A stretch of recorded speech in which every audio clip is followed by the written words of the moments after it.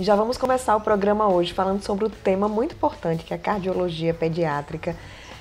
A questão da investigação de doenças ainda quando o bebê está na barriga. A gente está recebendo hoje a doutora Gisele Leite, que é especialista nesse assunto, né, doutora Gisele? É muito importante essa avaliação antes, quando a gente fala em cardiologia pediátrica, essa questão das doenças do coração, né? Bom dia a todos, né? Agradeço o convite. Para mim é maravilhoso sempre falar sobre cardiopatias e principalmente diagnóstico precoce. É extremamente importante porque a partir do momento em que você tem o diagnóstico, principalmente se for no intraútero, você consegue organizar o parto, se essa criança for cardiopata, e dar uma assistência mais adequada. Porque nós sabemos em que a maioria acaba indo a óbito das cardiopatias congênitas graves nessa primeira semana de vida sem diagnóstico.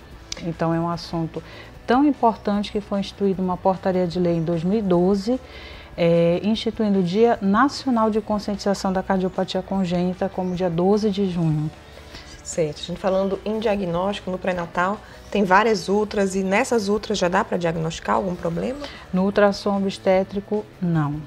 Alguns ultrassonografistas obstétricos que têm formação em medicina fetal, eles conseguem já ter como triagem, porque eles fazem os cortes básicos e se eles identificarem alguma diferença, eles já têm como triar se tem alguma cardiopatia ou não. Mas de maneira geral, para você ter certeza, o diagnóstico preciso é através do exame do ecocardiograma fetal, que é feito por cardiologista pediátrico com formação em cardiologia fetal.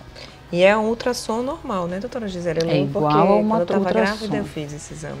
Isso é igual a uma ultrassom, não dói nada, né, você viu? É igualzinho, mas com a diferença de que, como é feito pelo cardiologista, vai ser visto o coração, especificamente o coração do bebê. Todos, quando vêm para mim fazer o exame, eu sempre falo para os pais, olha, aqui como eu sou cardiologista, nós não vamos ver peso, sexo do bebê, nós vamos ver exclusivamente o coração. E aí se faz uma avaliação precisa da anatomia, da estrutura, do funcionamento, do ritmo do coração. Esse ecocardiograma fetal, ele é solicitado caso apareça alguma alteração na ultrassom normal ou não? Toda grávida deve pedir ao seu ginecologista ou procurar um cardiologista para fazer essa avaliação? Bom, por vias normais, deveria ser um exame solicitado no pré-natal, como rotina do pré-natal. Para todas as grávidas? Exatamente. A Sociedade Brasileira de Cardiologia, ela desde 2004, ela já indica como exame de rotina no pré-natal, independente de fator de risco. Por quê? Nós sabemos que 90% das gestações em que ocorre o bebê vem com cardiopatia congênita, elas ocorrem sem fator de risco. Então, se nós fôssemos rastrear somente aqueles bebês em que tivessem fatores de risco, somente 10% dos bebês iriam ser rastreados. Então, como é que tem que ser a via? Um exame de complemento no pré-natal, em que seja solicitado pelo o obstetra que está acompanhando a gestante. Em que período da gestação? O ideal é entre 22 e 28 semanas. Por quê? Nesse período o ossinho do bebê não está todo formado, então você consegue visualizar melhor o coração, bem como nesse período tem bastante líquido e o bebê se movimenta. Então, caso a gestante venha com um bebê que não esteja numa posição adequada para o exame, nós conseguimos mudar a posição, melhorar para que a imagem fique mais adequada. Mas a partir de 18 semanas, o coração ele já está em condições de ser rastreado e até o final da gestação. Então, eu não estou entre 22 e 28, eu já estou com 36, posso fazer? Pode. Até antes do bebê nascer, pode fazer. Inclusive, eu já tive situações que a gestante chegou com 37, 38 semanas para fazer o exame. E por quê? Porque quando foi fazer um ultrassom com o obstetra, foi detectada uma alteração do ritmo, que ele não sabia explicar, e quando nós fomos ver, era uma cardiopatia congênita grave, em que foi indicado, no mesmo dia eu liguei para o obstetra, disse que tinha que fazer a cesárea, que o bebê tinha que nascer, porque senão ele ia acabar indo a óbito.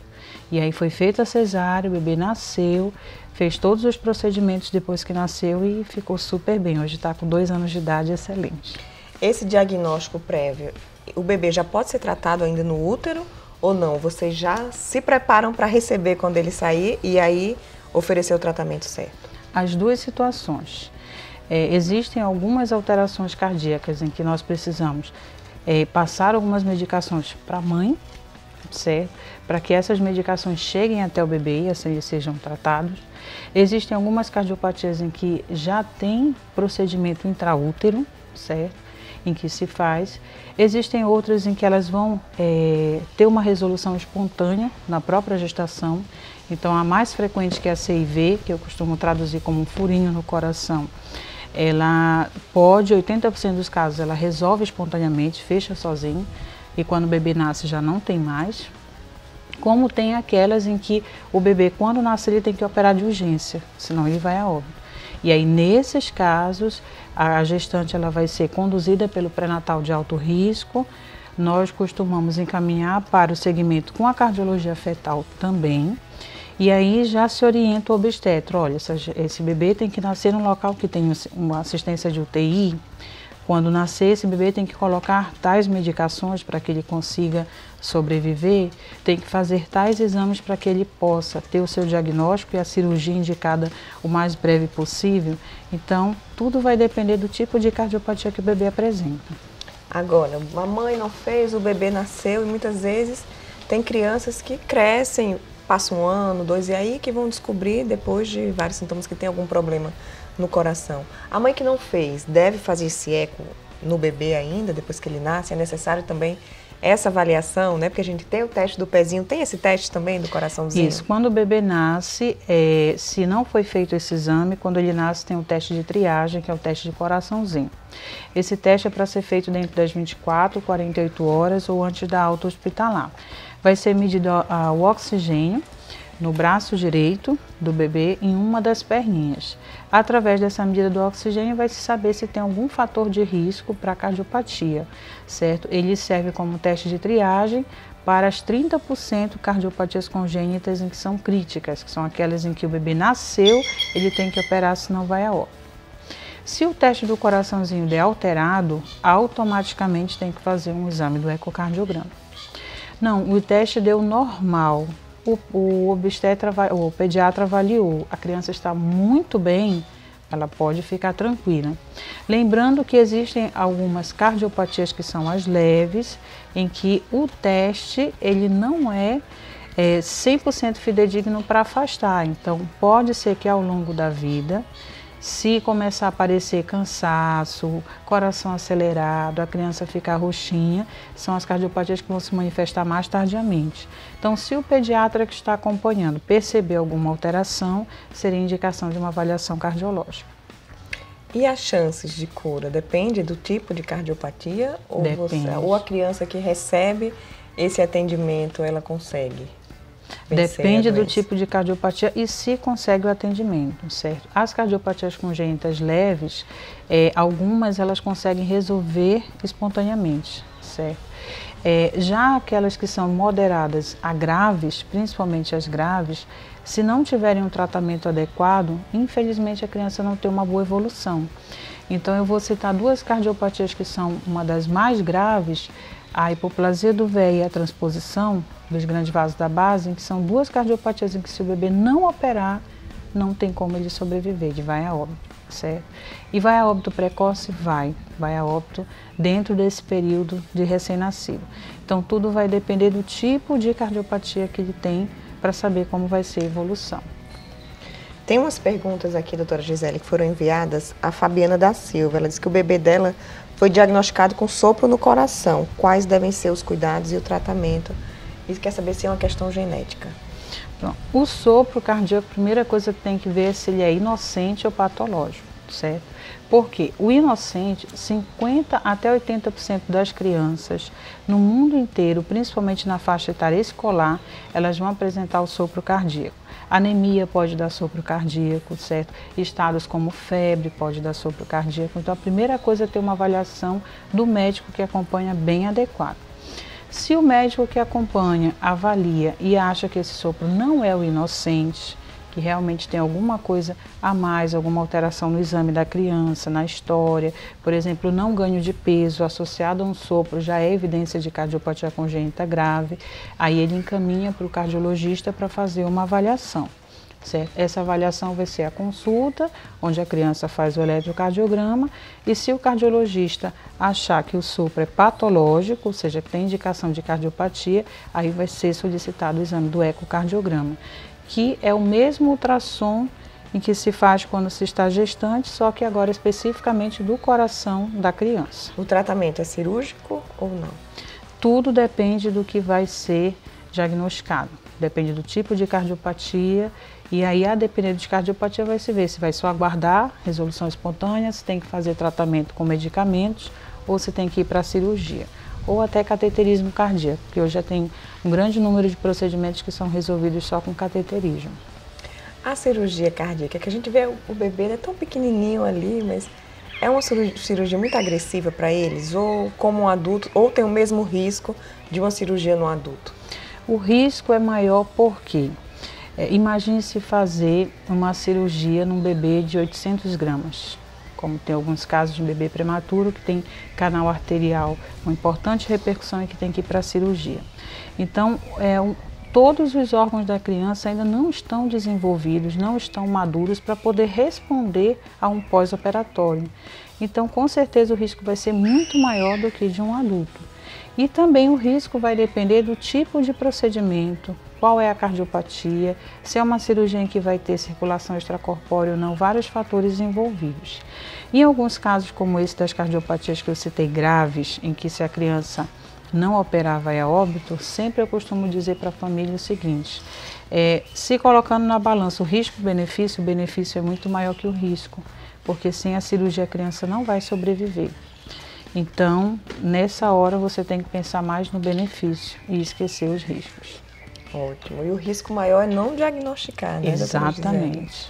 Exatamente. Tem só mais uma pergunta, infelizmente nosso tempo é curto, mas a Raquel Lima, ela está pedindo para a senhora dar dicas de como os pais podem suspeitar que o filho tem um problema cardíaco. Acho que você até já falou, né? Pronto, de maneira geral, resumindo, o não ganho de peso, certo? Uma criança em que, como recentemente nós pegamos um bebê que nasceu com 3,2 kg e com 3 meses estava com 2,8 kg. E os pediatras já tinham rastreado várias coisas, até que nos chamaram para fazer avaliação cardiológica. Era uma cardiopatia grave, que foi encaminhado direto para a cirurgia. Assim que a criança operou, em uma semana ganhou 500 gramas, que não ganhava ao longo dos 3 meses de vida, certo? Então, não ganho de peso já é um fator que a pessoa tem que colocar como número 1, primordial.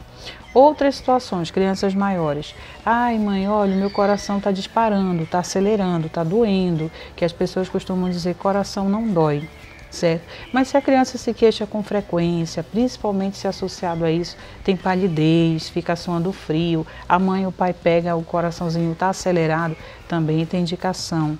Cansaço, ficar roxinho, o bebê, meu bebê está mamando, eu vejo que a cabecinha, a testa e os pés ficam suando muito durante a mamada, também são indicações. E o ganho, o maior número das consultas médicas em cardiologia pediátrica, o motivo principal é sopro cardíaco.